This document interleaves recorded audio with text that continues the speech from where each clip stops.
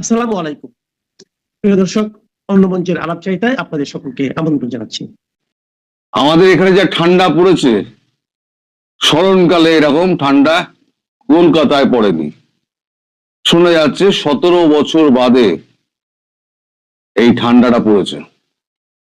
যদিও গুগলে দেখাচ্ছে এটা 12, কিন্তু গঙ্গাসাগর সামনে আছে 14 তারিখে মহাতীর্থ।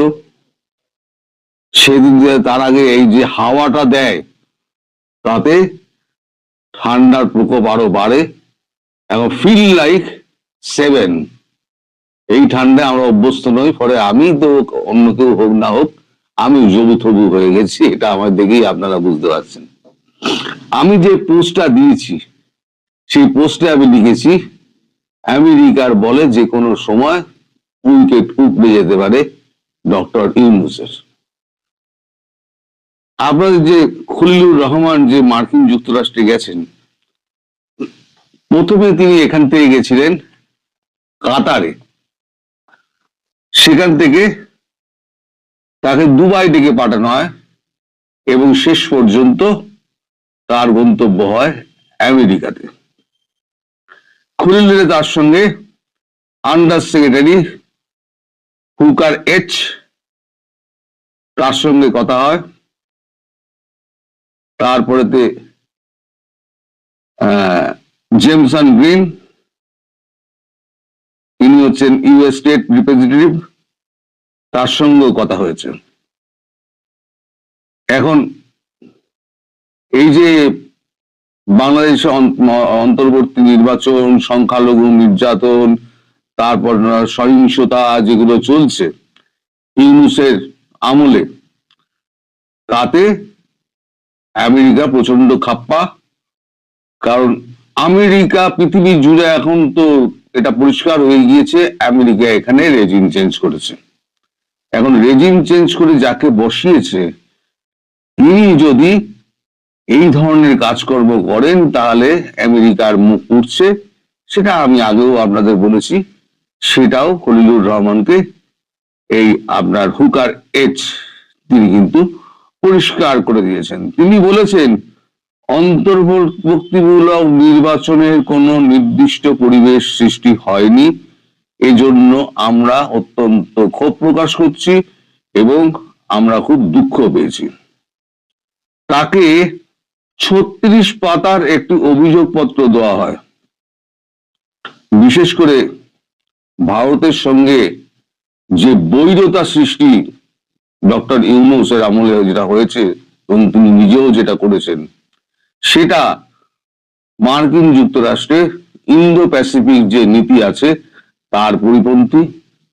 এবং চীনের সঙ্গে যে ভারতের যে ঘনিষ্ঠতা বাড়ছে, এর ফলে মার্কিন যুক্তরাষ্ট্রের এই কাণ্ডের ফলে একটা ভুল জিনিস হয়েছে, তাতে আমেরিকা মেরামতির চেষ্টা করছে। সেখানে অন্তরায় হয়ে দাঁড়াচ্ছেন ডক্টর ইউনূস এবং তার শাসিত সরকারের অন্যান্য প্রতিনিধিরা। ফলে ডক্টর ইউনূসের ওপরেতে তারা বেজায় খাপ্পা হয়ে রয়েছে। আজকে আপনাদের মধ্যরাতে বা আমাদের মধ্যরাতে 8 ঘন্টা তো তফাৎ আপনাদের আমাদের, আজকে মধ্যরাতে জেমসন গ্রিন, আজকে মধ্যরাতে পল কাপুর আর সার্জিও গোর, এই দুজনের সঙ্গে মিটিং আছে খলিলুরে। এই খলিলুর রহমানের এই মিটিং এর আগে জেমসন গ্রিন যে 36 পাতার যে অভিযোগপত্র তাকে পৌঁছে দিয়েছেন, সেটা তাকে ভালো করে স্টাডি করতে বলা হয়েছে এবং বলা হয়েছে এই 36 পাতার অভিযোগে যতগুলো অভিযোগ আপনার রয়েছে তার সপক্ষে আপনি উত্তরটা দেবেন। ঢাকার উত্তর কি? খলিলুর বলেন আমি তো প্রধান উপদেষ্টা নই, আমি কি করে সব উত্তর দেব? তখন ওরা বলেন যে আপনি প্রধান উপদেষ্টা নন, কিন্তু আপনি তো মানে এনএসএ, ন্যাশনাল সিকিউরিটি অ্যাডভাইজার, আপনার সঙ্গে নিশ্চয়ই আলোচনা করে করা হয়, তাহলে আপনি নিশ্চয়ই জানবেন। খলিলুর সেখানে চুপ করে থাকেন। খলিলুর তো বলতে পারেন না যে আমাকে পাত্তাই দেন না, আমাকে ইডিয়েট ফিডিয়েট বলে গালাগাল করেন, সেটা তো আর বলতে পারেন না। ফলে খলিলুর এখানে চুপ করে থাকেন, খলিলুর কোনো কথা বলেন না। তাই খলিলুর এখন একটু ভেতরে ভেতরে অস্বস্তিতে রয়েছেন যে এই পল কাপুর এবং সার্জিও গোর তাদের সঙ্গে যখন বৈঠক হবে, সেই বৈঠকে তিনি কোন কোন প্রশ্ন মানের মুখোমুখি হবেন। তবে এইটা মার্কিন যুক্তরাষ্ট্রের পক্ষ থেকে পরিষ্কার করে দেওয়া হয়েছে যে ইউনূসের কর্মকাণ্ডে তারা খুব একটা সন্তুষ্ট নয় এবং তারা বিকল্প কিছু ভাবছেন। এই যে বিকল্প ভাবা, সেটা হয়তো আগামী কাল পরশুর মধ্যে হয়তো ঠিক হয়ে যাবে বিকল্প কি ভাবা। এখন আমাদের দৃষ্টিভঙ্গিতে যেটা মনে হচ্ছে, আমার এটা কোনো খবর নয়, আমার দৃষ্টিভঙ্গিতে যেটা মনে হচ্ছে, এখানে ইউনূসের থেকে বেশি পাত্তা পাচ্ছেন খলিলুর রহমান। তিনি মার্কিন যুক্তরাষ্ট্রের ঘনিষ্ঠ এবং ভারতের ঘনিষ্ঠ।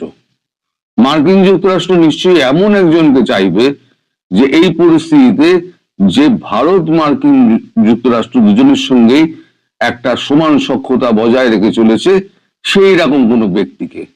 তাহলে সেই রকম ব্যক্তি যদি বাছা হয়, তাহলে এই মুহূর্তে খলিলুরের মানে গ্রহণযোগ্যতা অনেক বেশি। ফলে আমার তালিকায় খলিলুর হয়তো এগিয়ে থাকতে পারেন। এটা আমার নিজস্ব মানে বুদ্ধি বিবেচনায় বলে। যখন তারা ইউনূসকে হটাতেই চাইছেন, তাহলে কাউকে তো কাউকে বসাতে হবে। কারণ ইউনূস থাকলে অন্তর্ভুক্তিমূলক এবং অংশগ্রহণমূলক নির্বাচন হবে না, দেশেই অরাজকতা চলবে এবং একটা কড়া হাতে এটাকে দমন করার জন্য সেই রকম ব্যক্তির দরকার যে দুটো দেশের পক্ষেই মানে তার রয়েছে, বন্ধুত্ব রয়েছে এবং সম্পর্ক ভালো এবং দেশকে তিনি ভালোভাবে চেনেন। কারণ দেশের সেনাবাহিনীর সঙ্গে তার সম্পর্ক আজকে ভালো আছে, কালকে খারাপ হয়ে যেতে পারে, আবার কালকে আজকে খারাপ আছে, কালকে ভালো হয়ে যেতে পারে। কারণ সবই নির্ভর করে সময়ের উপর। যেমন এই যে আমেরিকার সঙ্গে ভারতের যে এখন ট্যারিফ নিয়ে যে টানাটানি চলছে এবং মাঝে মাঝে ডোনাল্ড ট্রাম্প যে হুমকি দিচ্ছেন, আমাদের নরেন্দ্র মোদী কিন্তু চুপ করে আছেন। কারণ নরেন্দ্র মোদী জানেন যে কূটনীতিতে কোনো সম্পর্কই মানে মন্দ ভালো কোনোটাই চিরস্থায়ী নয়, সবটাই কিন্তু সময়ের উপর নির্ভর করে। আর ইন্দো প্যাসিফিক জোনে নিরাপত্তা এবং চীনকে দূরে রাখা, চাপে রাখা এবং ব্রিক্স গঠনের ব্যাপারে ভারত হচ্ছে এখন ট্রাম্প কার্ড। ভারতকে যদি চটানো হয়, তাহলে কিন্তু মার্কিন যুক্তরাষ্ট্র এই দক্ষিণ পূর্ব এশিয়ায় পুরো একেবারে একা হয়ে পড়বে, আর তার কোন রকম মানে এইখানে প্রভুত্ব খাটানোর কোন রকম মানে এই থাকবে না, রাস্তাই থাকবে না। ফলে এই চীনের প্রতি প্রভাব কমানো, এই যে আপনাদের প্লেন ফ্লেন কেনার কথা হচ্ছে, কিনবে কি কিনবে না সে তো পরের কথা। পাকিস্তান থেকে ওই ঝরঝরে লটঝরে প্লেন যে কটা উঠবে সে কটাই কয়েকদিনের মধ্যে ক্র্যাশ করবে, পাইলট গুলো ফালতু ফালতু প্রাণ যাবে। তার চীনে যে বিমান কেনার কথা হচ্ছে, কিনুক বা নাই কিনুক, প্রস্তাব তো গেছে, একটা 30 মিলিয়ন একটা প্রস্তাব নাকচ হয়েছে, কিন্তু এই প্রস্তাবটা তো পাকিস্তানও স্বীকার করেছে এবং বাংলাদেশের আপনার নৌপ্রধানও পাকিস্তানে দাঁড়িয়ে স্বীকার করেছেন যে আমরা মাল্টি রোল ওই যে আমরা কিনছি, যেটা চীনের তৈরি, পাকিস্তান শুধু যন্ত্রাংশটা জোরে, পাকিস্তান নিজে কিছু করে না, এটা ছুঁচো বানায় না পাকিস্তান। তো বাংলাদেশ সেক্ষেত্রে পাকিস্তানের থেকে অনেকটাই এগিয়ে আছে। বাংলাদেশে তবু কিছু উৎপাদন হয়, কিছু রপ্তানি হয়, পাকিস্তানে কিচ্ছু তৈরি হয় না, কিচ্ছু রপ্তানি হয় না। ফলে পাকিস্তান হচ্ছে একটা ভাঁড়ের দেশ, যেটা হচ্ছে পুরো আর্থিক সহায়তার উপর চলে, মানে ভিক্ষাবৃত্তি করে চলে। তো এখন আগামীকাল এই যে পল কাপুর এবং সার্জিও গোর তাদের যে সঙ্গে যে খলিলুরের মিটিং আছে, সেই মিটিংয়ে পরিষ্কার হয়ে যাবে যে আগামী দিনে মার্কিন যুক্তরাষ্ট্র কাকে বসাতে চলেছে। তবে ইউনূস যে একেবারে অপাঙ্ক্তেয় হয়ে গেছেন, ইউনূসের কথা কিন্তু কেউ জিজ্ঞেসও করেন না। ইউনূসকে কিছু বলার কথাও ওনারা বলেন না যে এটা গিয়ে আপনি ডক্টর ইউনূসকে বলবেন। একটা মানুষ যদি নিজেকে নামাতে চায়, তাহলে নামাতে নামাতে সে কোথায় নিয়ে যায় নিজেকে নিজে বুঝতে পারে না, অনুধাবন করতে পারে না। এখন যখন অনুধাবন করতে পারছে, তখন কিন্তু আদৌ যদি পেরে থাকেন, অনুধাবন আদৌ যদি পেরে থাকেন, তাহলে পরে তিনি, আমার মনে হয় না খুব একটা বেশি দিন অনুধাবন করলেও তিনি থাকতে পারবেন, আর এই তিনি ড্যামেজ কন্ট্রোল করতে পারবেন। সুতরাং আপনারা অপেক্ষা করুন, ডক্টর ইউনূসের জামানা খুব শীঘ্রই অন্ত হবে। কেউ হটাবে না, যে বসিয়েছে সেই কান ধরে সরিয়ে দেবে, তারপর দেশেই রেখে দেবে, তাকে সেফ এক্সিটও দেবে না, কারণ ভারতকে সেক্ষেত্রে চটাবে না, কারণ ভারত বলেছে সেফ এক্সিট আমরা ইউনূসকে দেব না। সেক্ষেত্রে ভারতকে চটিয়ে ইউনূসের মতো একটা মানুষকে তারা সেফ এক্সিট দেবে না। আমেরিকা, যতক্ষণ পর্যন্ত আমেরিকার স্বার্থ আছে ততক্ষণ আমেরিকা আপনার বন্ধু। স্বার্থ মিটে গেলে আমেরিকা আপনার দিকে ফিরেও তাকাবে না, এটা সারা পৃথিবী জানে। আর ইউনূস কতটা জানে না জানে, যদি না জানে তাহলে এবার বুঝে যাবে, আর জানলে পরে তিনি এখন আফসোস করবেন, এছাড়া তার কিছু আর করার নেই। কারণ এখন ওই আপনার বিল ক্লিন্টন, হিলারি ক্লিন্টন, তারা কিন্তু এখন এই ব্যাপারে কোনো কথা বলতে পারছেন না। তাদের এই ব্যাপারটা নিয়ে একদম মুখ চুপ করে থাকতে বলা হয়েছে, মানে ডেমোক্র্যাটদের তরফ থেকে। ডেমোক্র্যাটরাই তো অপোজিশন, তারা এবার চাইছে ভোটে জিতে আসতে। ট্রাম্পের আমলে যত ভুল কাজকর্ম হয়েছে সেটা হচ্ছে তাদের ট্রাম্প কার্ড ডেমোক্র্যাটদের কাছে। আর ডেমোক্র্যাটরা এই ভুল শোধরানোর ব্যাপারে হিলারি ক্লিন্টন আর বিল ক্লিন্টনকে কোনোভাবেই অংশগ্রহণ করতে দিচ্ছে না বলে আমাদের কাছে খবর আছে। ফলে আপনারা একটুখানি অপেক্ষা করুন। অন্তর্ভুক্তিমূলক নির্বাচন করতে গেলে আওয়ামী লীগকে আনতেই হবে। সেক্ষেত্রে শেখ হাসিনাকে হয়তো আমেরিকায় এবং ভারত দুজনে নিয়ে গিয়ে বসিয়ে দেবে ওইখানে, বাংলাদেশে হয়তো রাষ্ট্রপ্রধান হিসেবে বসাবে, অথবা আপনার ওখানে এমনি নির্বাচন লড়ার জন্য বসাবেন। সেটা শুধু এখন সময়ের অপেক্ষা। যারা হতাশ হয়েছিলেন, যারা ভাবছিলেন যে আওয়ামী লীগ ফিরবে কি ফিরবে না, ফিরবে কি ফিরবে না, তাদের কাছে এটা একটা সুখবর যে অন্তর্ভুক্তি নির্বাচন করার ব্যাপারে আমেরিকা প্রতিশ্রুতিবদ্ধ, জানিয়ে দেওয়া হয়েছে, ভারত তো বলেই দিয়েছে, এবং শেখ হাসিনা দেশে ফেরার জন্য তৈরি হয়ে আছেন। ক্ষেত্র পুরো মানে একদম কমপ্লিট হয়ে গিয়েছে। মানে মানে যে ক্ষেত্রটা তৈরি করার জন্য এতদিন অপেক্ষা করা হচ্ছিল, সেই ক্ষেত্রটা তৈরি করা হয়ে গিয়েছে। এইবারেতে আপনাদের অপেক্ষা করতে হবে, তাহলে পরে আপনারা বুঝতে পেরে যাবেন যে আপনারা কতটা বিপদে আছেন আর কতদিন বিপদে থাকবেন। একটু অপেক্ষা আপনারা করুন।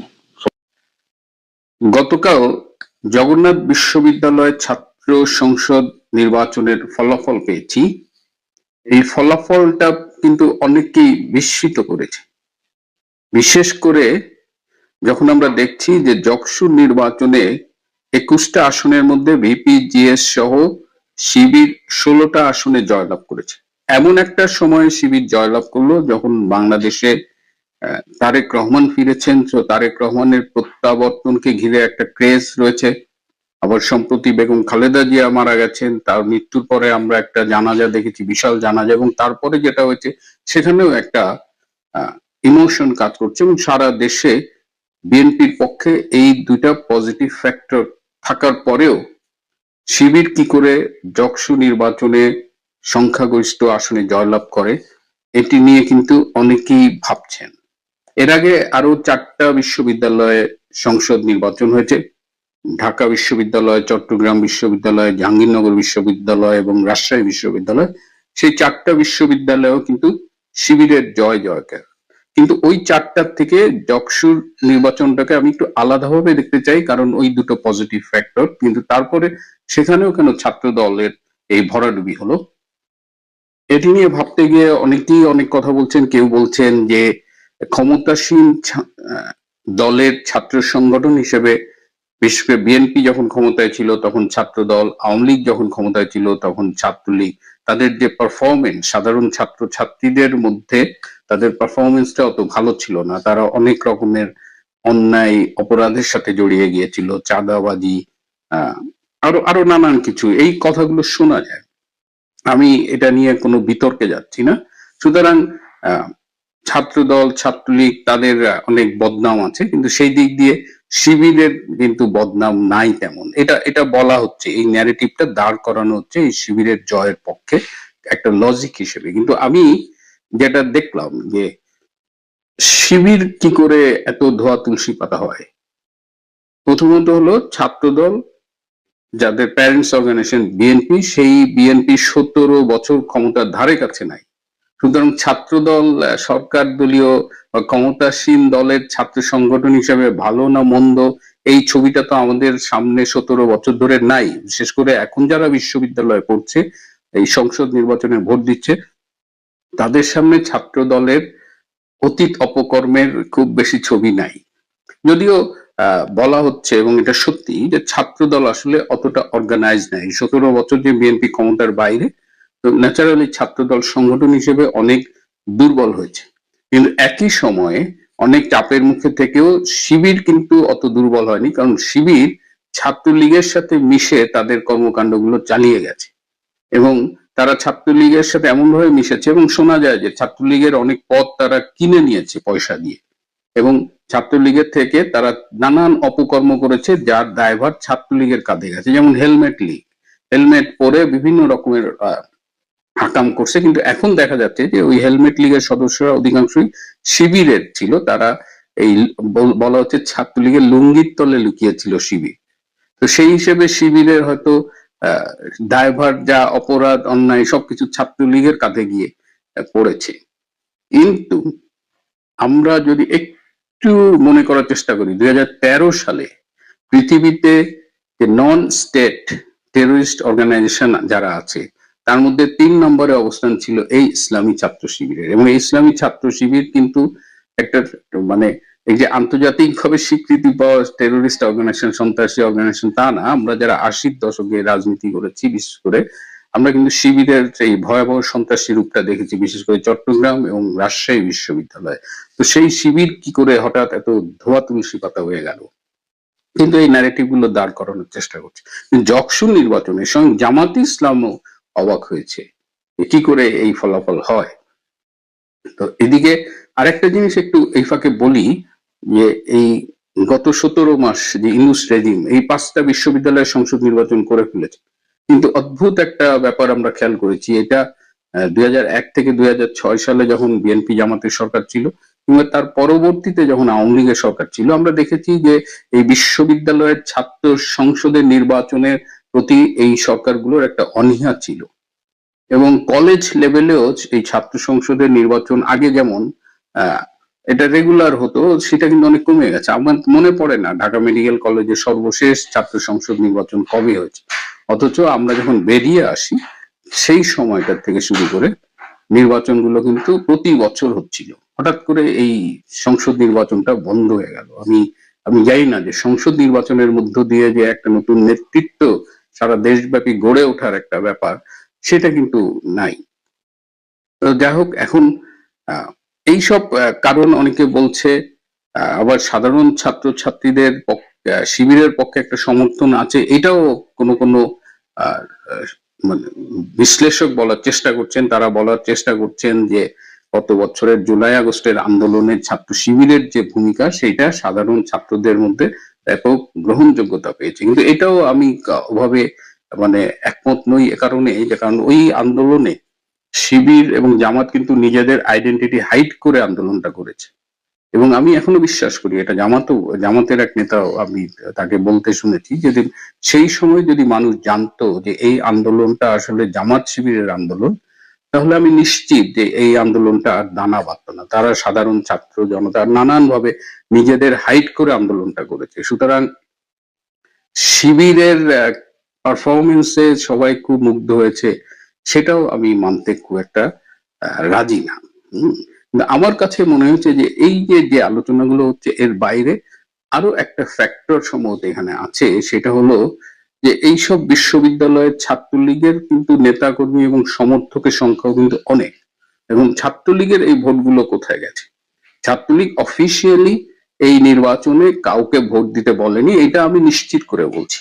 এবং ছাত্রলীগের নেতৃত্বে যারা রয়েছে এইসব প্রতিষ্ঠানে, তারা হয় জেলে, নইলে পলাতক, নইলে তাদের ছাত্রত্ব বাতিল করা হয়েছে, নানা রকমের নির্যাতনের মুখে আছে। কিন্তু সাধারণ সমর্থক যারা ছাত্রলীগের পক্ষে, তাদের ভোটগুলো আমার ধারণা যে শিবিরের কাছেই গেছে। কারণ আপনি যদি এই জকসুর ভোটের ফলাফল গুলো দেখেন, যে ভিপি, জিএস এরা পেয়েছে মানে 5,000-এর প্লাস ভোট, কিন্তু ক্রীড়া সম্পাদক পদে যিনি শিবিরের জয়লাভ করেছেন তিনি পেয়েছেন 2400-র মতো ভোট। তার মানে আমার ধারণা যে শিবিরের জগন্নাথ বিশ্ববিদ্যালয়ে ভোট হবে 2 থেকে 2,500-এর মধ্যে। বাকি ভোটগুলো তারা পেয়েছে, এবং সেই ভোটটা ছাত্রলীগের সাধারণ সমর্থকরা দিতে পারে বলে একটা হাইপোথিসিস অনেকেই সামনে নিয়ে আসছে। এখন কথা হলো, যদি এটি সত্যি হয়, এটি আমি নিশ্চিত না, ছাত্রলীগের সাধারণ সমর্থকরা কেন শিবিরকে ভোট দেবে, কেন তারা ছাত্র দলকে ভোট দেবে না?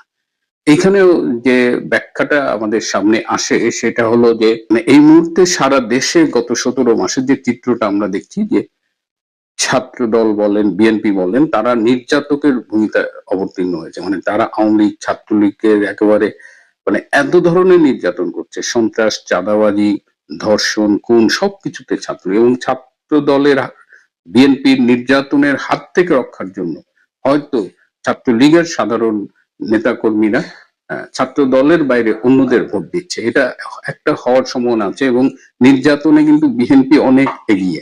সেই ক্ষেত্রে জামাত যেটা কৌশল অবলম্বন করেছে, জামাত এই অবস্থায় এই আওয়ামী লীগের নির্যাতিত লোকজনের পাশে দাঁড়িয়ে তাদের সমর্থন করার চেষ্টা করছে, তাদের আইনি সহায়তা দেওয়ার চেষ্টা করছে। এটা কয়েকটা জায়গায়, অবশ্যই এটা সর্বোচ্চ না। এবং জামাত বিএনপি এপিঠ ওপিঠ হলেও কৌশলে এই মুহূর্তে জামাত কিন্তু এগিয়ে। এবং এই জকসু নির্বাচন, যদিও অনেকে বলে ছাত্র সংসদের নির্বাচন আর জাতীয় নির্বাচন এই দুটা এক না, ছাত্র সংসদে মান্না আক্তার, ভিপি, জিএস হয়েছে, কিন্তু তাদের তো জাতীয় রাজনীতিতে তাদের দলের কোনো অবস্থান ছিল না। তারপরেও আমি বলছি যে বিএনপি যে ইমেজটা দাঁড় করিয়েছে, তাতে যদি প্রশাসন একেবারে চরমভাবে মানে নিয়ন্ত্রণ না করে, যদি প্রশাসন চরমভাবে হস্তক্ষেপ না করে, তাহলে এই নির্বাচনে বিএনপি যে একদম চোখ বন্ধ করে জয়লাভ করবে সেটা বলা কিন্তু মুশকিল। সুতরাং আগামীতে নির্বাচনটা হবে কিনা এই অনিশ্চয়তা কিন্তু এখনো আছে। এখনো পর্দার আড়ালে এই নিয়ে কথাবার্তা হচ্ছে, ইনক্লুসিভ নির্বাচন করার পক্ষে অনেকেই কথা বলছে। কিন্তু এর বাইরে বর্তমানে বিএনপির যে ইমেজ সারা দেশে, তাতে তাদের নির্বাচনে জয়লাভ না ভরাডুবি হবে সেটা আমাদের কিন্তু